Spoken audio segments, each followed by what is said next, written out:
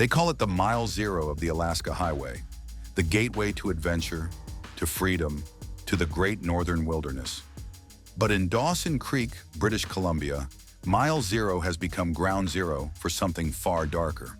For nearly 50 years, investigators did not give up in their pursuit to identify the man responsible for these murders. We've identified a serial killer. This man was the poster boy for a sexual predator. And we begin tonight with the second murder of the year in Dawson Creek. The North District Major Crime Unit has taken over the investigation and are releasing very little information. But police have been at 3 crime scenes in and around the Dawson Creek area in the last 2 days. It's not clear if or how the scenes may be connected. 15 people, 4 years, all dead or missing, and the killers still out there, still hunting. Dawson Creek sits tucked into the sprawling farmland of northern British Columbia, a town of just 12,400 souls where everyone knows everyone, and secrets don't stay buried for long. For years, this place was safe, quiet, the kind of town where you left your doors unlocked and your kids played in the streets until dark. In the 7 years before 2021, Dawson Creek recorded just one single homicide. One. But something changed. Something evil found its way into this small community. And what followed would shatter everything these people knew about their home. Because in 2021, a nightmare began. And 4 years later, it shows no signs of ending. Picture this, a dirt road cutting through dense poplar and spruce trees, the late afternoon sun filtering through branches, creating shadows that dance across the ground. This is where we begin our story, at the edge of town, where the forest meets civilization, where bodies have been found, and where residents now fear to walk alone. The first victim, a burning omen. The year is 2021. On a remote rural road south of Dawson Creek, a vehicle burns. Inside, the charred remains of a man whose identity would take investigators weeks to confirm. His car had been deliberately set ablaze, the fire so intense it melted metal and obliterated evidence. This wasn't an accident. This was a message. But to whom and why? The investigation hit dead ends almost immediately. No witnesses, no suspects, no motive that made sense to a town where violent crime was practically unheard of. The case went cold, filed away as an unsolved homicide that locals tried to forget. They wanted to believe it was an isolated incident. A terrible tragedy, yes, but a one-time thing. They were wrong. 14 months of relative peace shattered on a frigid January morning in 2023. At the Mile Zero trailer park, that symbolic starting point of the Alaska Highway, neighbors reported hearing gunshots in the middle of the night. When police arrived at the residence in the 1200 block of 118 Avenue, what they found would send shockwaves through the entire province. 2 bodies, both execution-style killings. The victims were identified as 40-year-old Tina Nellis and 42-year-old Adam Roy Isley. Friends knew them by their nicknames, Christina and Roy. They were fixtures in the community, people who lived what police carefully described as high-risk lifestyles. Both had struggled with addiction. Both had been reported missing just days earlier when family members couldn't reach them. Here's what makes this case even more chilling. This wasn't the first time violence had erupted at that exact address. 7 months earlier, in July 2022, shots had been fired at the same residence. Police had responded, reports had been filed, but no arrests were made. And now 2 people were dead in that very same home. The RCMP's Major Crimes Division took over the investigation. Forensic teams combed through the trailer for days, collecting evidence, photographing every inch of the crime scene. Neighbors were interviewed, friends were questioned, but as weeks turned into months, no arrests came. No suspects were named. The investigation stalled, and the bodies kept coming. April 2023. Just 3 months after the Mile Zero massacre, a discovery beneath a historic trestle bridge west of Dawson Creek sent investigators scrambling once again. Human remains, decomposed, partially concealed. The victim's identity was never publicly released by authorities, adding another layer of mystery to the growing list of unsolved deaths. Who was this person? How did they die? And most importantly, who put them under that bridge? By now, patterns were emerging that law enforcement couldn't ignore. Multiple victims, no arrests, no suspects publicly named, and a growing sense among residents that their police force was overwhelmed, understaffed, and unable to protect them. But it was about to get worse, much worse. March 15th, 2023, 29-year-old Darylyn Supernant, a Cree woman known for her vibrant spirit and deep family connections, vanished without a trace. One moment she was there, texting friends, making plans, living her life. The next, she was gone. Her family didn't wait for police to act. They organized search parties. They plastered social media with her photo. They walked through forests and ditches and abandoned buildings, calling her name until their voices went hoarse. Days became weeks, weeks became months, and still no sign of Darylyn. Among the searchers was her cousin, 30-year-old Renee Didier. Renee was fierce, outspoken, relentless. She wouldn't stop asking questions. She pushed police for updates. She demanded answers when there were none to give. She made noise in a case that threatened to fade into silence. And then, in December 2023, 9 months after Darylyn disappeared, Renee vanished too. Think about that. The woman searching for her missing cousin suddenly goes missing herself. The woman asking too many questions. The woman who wouldn't let this case die. Was it a coincidence? Or had Renee gotten too close to the truth? The answer came in spring 2024, and it was the worst possible outcome. Darylyn's body was found first, discarded in a ditch like garbage. Weeks later, a worker collecting water samples along the remote Kiskatino River, 40 kilometers northwest of Dawson Creek, stumbled across more human remains. It was Renee. Both women had been murdered. Both investigations remain unsolved. And according to their families, both women had been talking to the same person in the days before they disappeared. A man whose name people in Dawson Creek speak only in whispers, if they dare speak it at all. Tanner Allen Murray. If Dawson Creek has a boogeyman, it's Tanner Murray. His name comes up again and again in connection with violence, drugs, weapons, and death. The Fifth Estate investigation found that his name was mentioned repeatedly by sources throughout town, always with a sense of fear, always with the caveat that they couldn't prove anything. Murray's criminal record reads like a horror story. Since 2021, he's been convicted of assaulting police officers, drug trafficking, possessing illegal firearms, robbery, and more than a dozen violations of parole and bail conditions. He's been arrested and released at least 5 times, always finding his way back to the streets of Dawson Creek. And every time he returns, bodies pile up.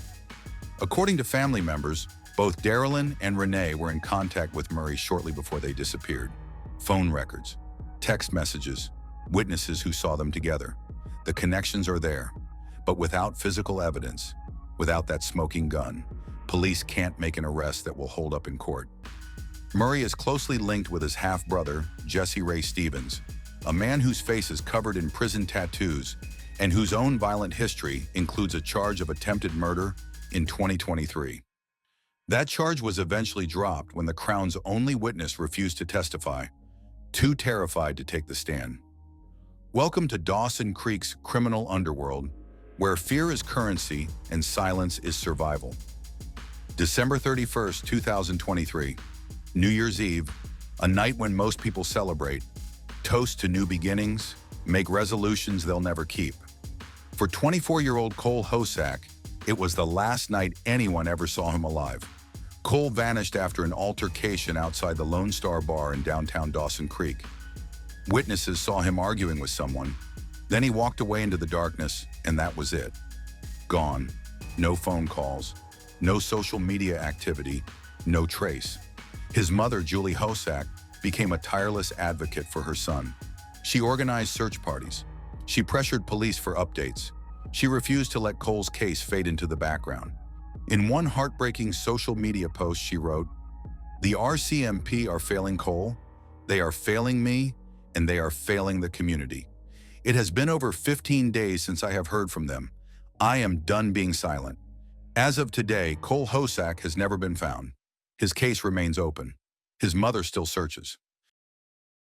February 2024, career drug dealer Aaron Linklater was at home with his teenage daughter when their doorbell rang. Through the peephole, he saw men claiming to be RCMP officers. He opened the door. It was a trap. A masked gang burst through the entrance, armed with shotguns, demanding drugs and money. They forced Linklater to his knees. They pointed loaded weapons at his daughter's head. In that moment, faced with the very real possibility that his child would die in front of him, Linklater made a desperate play. "I grabbed their shotguns and pulled them towards me," he would later tell investigators. "I said, 'Pull the trigger. If you can't kill me now, you weren't coming here to kill me in the beginning.'" Behind him, one member of the gang laughed, a woman's laugh, high-pitched and mocking. Linklater would never forget that sound. The gang eventually fled without firing a shot, but the terror they inflicted was real. And here's where this story takes its darkest turn. One of the people involved in that home invasion was a 24-year-old woman named Emily Ogden. Within a year, she would be dead. April 2025. Emily Ogden went missing from Fort St. John, 74 kilometers northeast of Dawson Creek. For nearly a month, her family pleaded for information. Police circulated her description: white female, 5'10", 155 pounds, with a distinctive large honeycomb neck tattoo.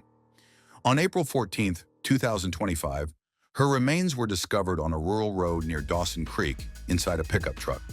The RCMP treated it as a homicide immediately.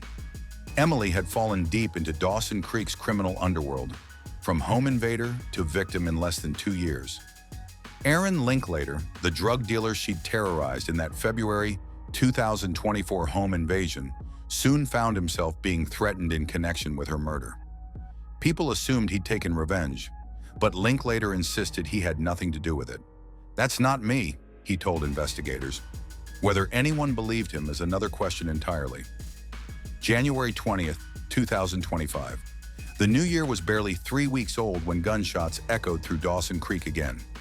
This time, the victim was Joel Johnny Freeman, homicide number 12 in 4 years. But this case was different. This time, police actually made an arrest. 23-year-old Nolan Schmidt was charged with murder. Local outreach worker Stephanie Atkinson wasn't surprised. She'd been Schmidt's caseworker at a homeless shelter and had seen the violence brewing inside him for months. "I had written a letter to the judge," Atkinson revealed in an interview. "I said, 'Blood's gonna be on your hands.' My fear was that he would murder somebody." Her fears were realized. But one arrest doesn't solve 14 other cases. One arrest doesn't bring back the dead.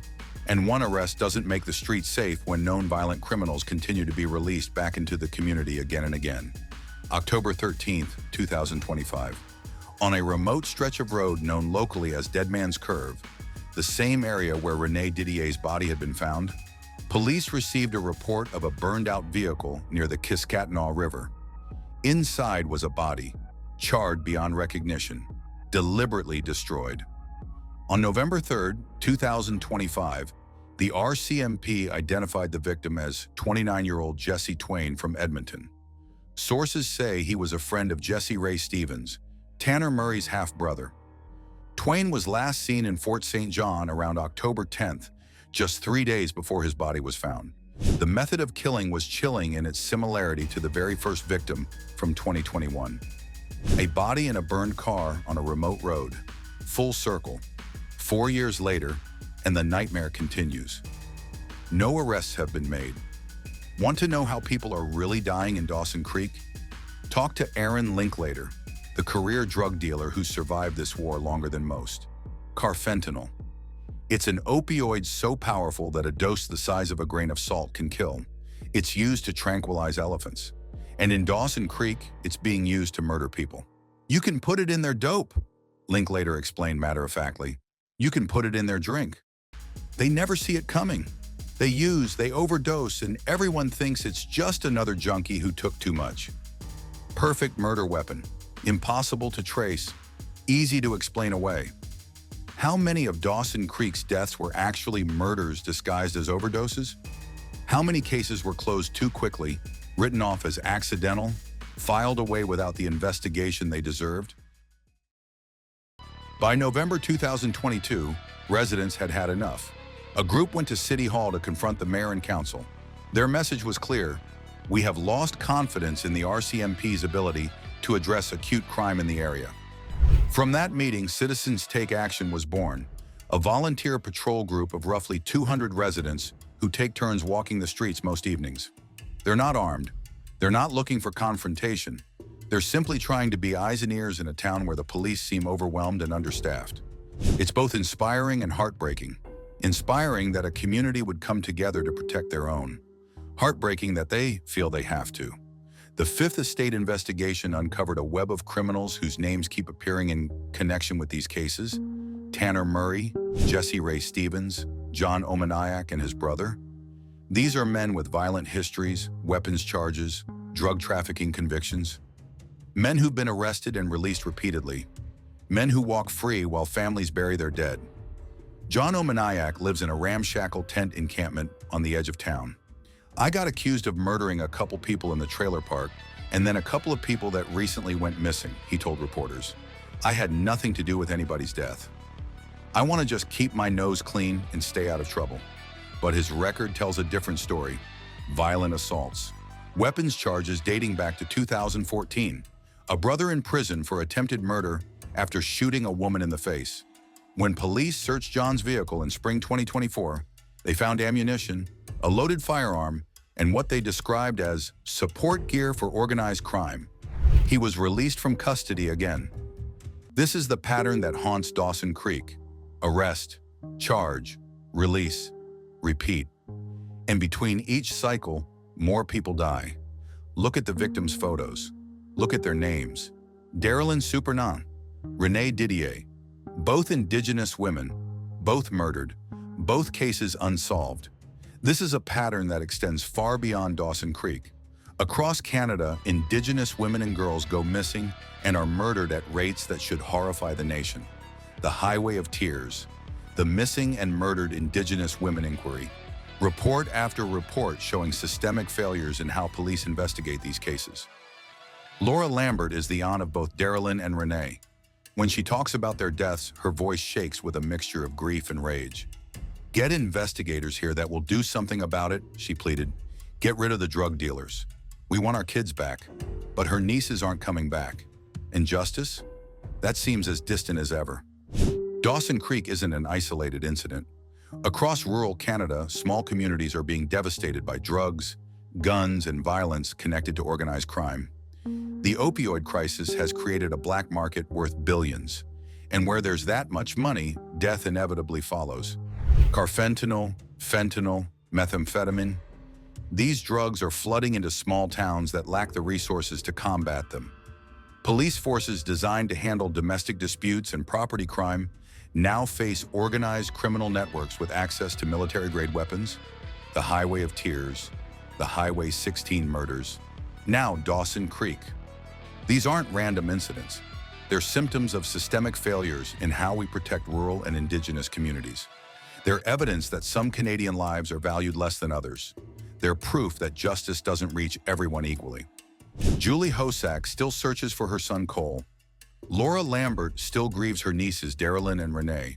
Mothers, fathers, siblings, children, all left with empty chairs at the dinner table and unanswered questions that keep them awake at night. These families didn't choose this nightmare. They didn't ask for their loved ones to become statistics in a crime wave that shows no signs of ending. They just want answers. They want justice. They want someone to care enough to make arrests that stick. We want our town back, they say.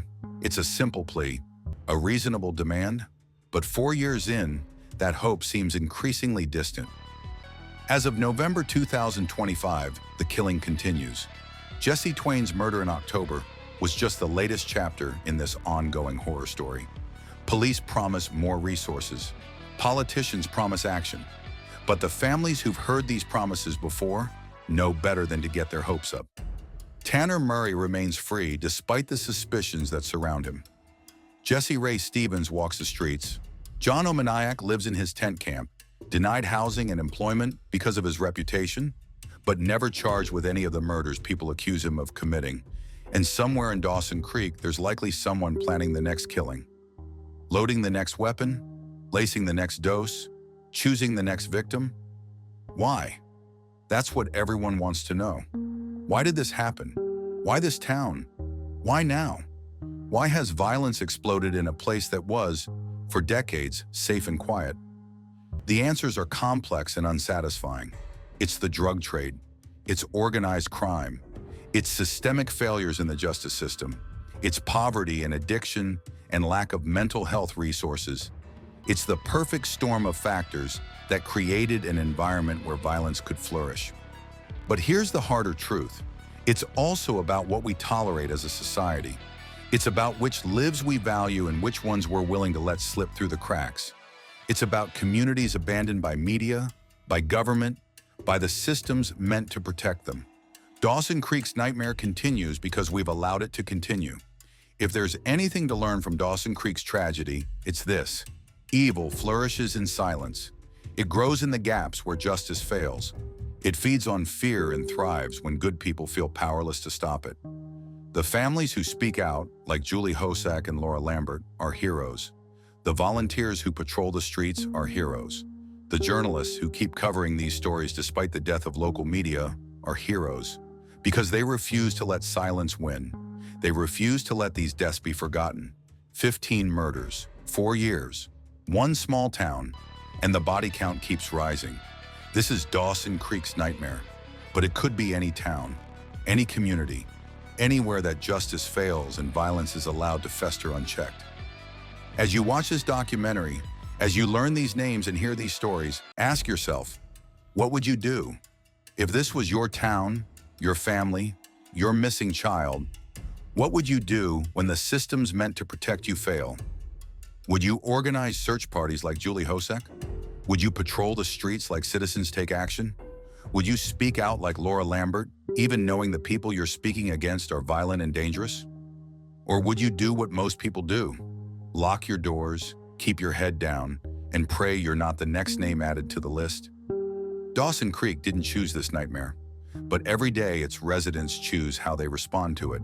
Some choose courage, some choose fear. All of them deserve better than what they've gotten. 15 murders and counting.